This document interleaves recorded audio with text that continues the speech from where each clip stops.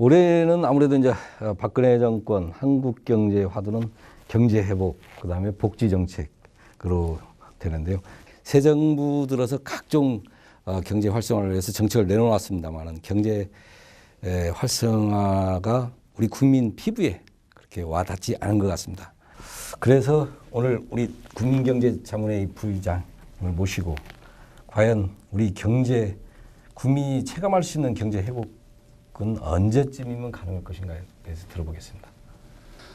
기본적으로 경기 회복은 세계 경제랑 같은 추세를 가는 게 한국 경제의 특성상 맞는데 네. 정부가 아시는 대로 정부가 현재까지 발표한 수치는 2.7%고 2.7%라는 게 이제 상반기에 좀 낮고 하반기에는 좀 3%다 해가지고 2.7%고. 그런데 이제 문제는 기본적으로 내수가 사람들의 체감 경기 가장 큰 게 내수인데 내수가 살아나지 못하고 있고요. 네. 특히 투자 같은 게 살아나지 못하고 있고 다만 수출이 7월달, 8월달 오면서 그 전까지는 거의 부진하다가 7월달, 8월달 오면서 이제 특히 수출이 이제 8월달 수치가 한 7% 되니까 이 종합적인 지표는 분명히 조금씩 어떻게 보면은 반전이라고 표현하면 너무 강하고 조금씩 나아지는 기미가 보이는데 이 사람들의 이제 이 회복을 느끼기 위해서는 앞으로도 시간이 상당히 길고 또 그리고 우리 경제가 과거에 7%, 5%는 아니더라도 회복을 느낄 정도 되려면 그러니까 날씨로 표현하면 햇빛이 쨍쨍 나야 되는데 네. 사실은 지금의 얘기는 태풍 불고 비 오다가 그 비가 그치고 좀 구름이 찌뿌드드하게 됐다 이제 그런 상태니까 그런 상태에 보면 맑은 날 쾌청한 날을 하려면은 참 안타깝게도 금방 보기는 어렵고요. 이제 새 정부 들어와가지고 그럼 과연 경기 회복이 어떻게 되느냐 하는 부분은 저는 이렇게 봅니다. 틀림없이 새 정부 초기에 들어와가지고는 여러 가지의 이렇게 목표를 뒀어요. 이건 의욕적일 네. 수밖에 없기 때문에. 그러니까 잘 아시는 대로 경제민주화 얘기도 좀 나오고. 네. 그 다음에 이제 또 복지도 또 이렇게 해야 되고. 또 그러다 보니까 이제 지하경제 같은 거 양성화 얘기도 나오고 복지하고 연결돼서. 그러니까 그런 데에 특히 초창기 5, 6개월에 그걸 상당히 같이 하다 보니까 지금 세계 경제 그리고 한국 경제가 상당히 어떻게 보면 사이클적으로 바닥 가까이 있는데 사실은 좋은 그런 정책의 목표지만은 타이밍상으로 그걸 같이 하기엔 좀 무리였거든요. 네.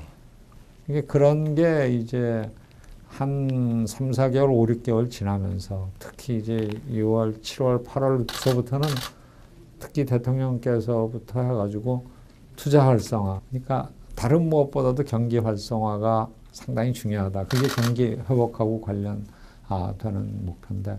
아마 그거를 아주 최우선 과제를 해가지고 내세운 건 또 어떻게 보면 최근 두어 달, 네. 한두 달 사이니까 조금 더 지켜봐야 되겠죠.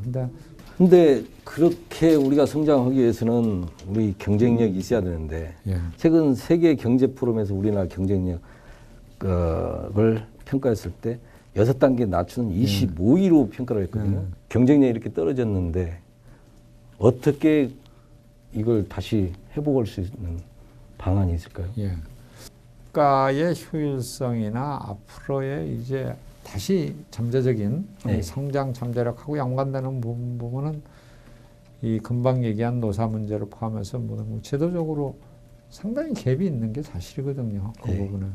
그러니까 그 기관들에서 경쟁력이 앞섰다고 평가되는 나라에 보면은 싱가포르도 들어가 있고, 스위스도 들어가 있고, 네덜란드도 들어가 네. 있고, 예를 들면 네덜란드 같은 나라는 우리랑 가장 비교가 될 수 있는 그런 나라, 이제 이 경제 특성상 보면 소규모 개방 경제로서 또 우리보다 덩치가 큰 또 독일, 미국도 예를 들어 10등 안에 다 들어가 있으니까 그러니까 한 해 떨어졌다, 좋아졌다 그걸 떠나가지고 우리가 지금 그런 제도적인 측면에서 그러니까 쉽게 얘기하면 기업 활동을 하는데 이 옥죄이는 그런 사슬들 이게 뭐 절대적인 수준에 상당히 다시 강조해서 말씀드리지만 싱가포르, 네덜란드에 비해서 엄청 떨어져. 거기는 탑을 다투는데 떨어졌다는 거는 우리가 정말로 고쳐야 될 부분이 많이 있고요.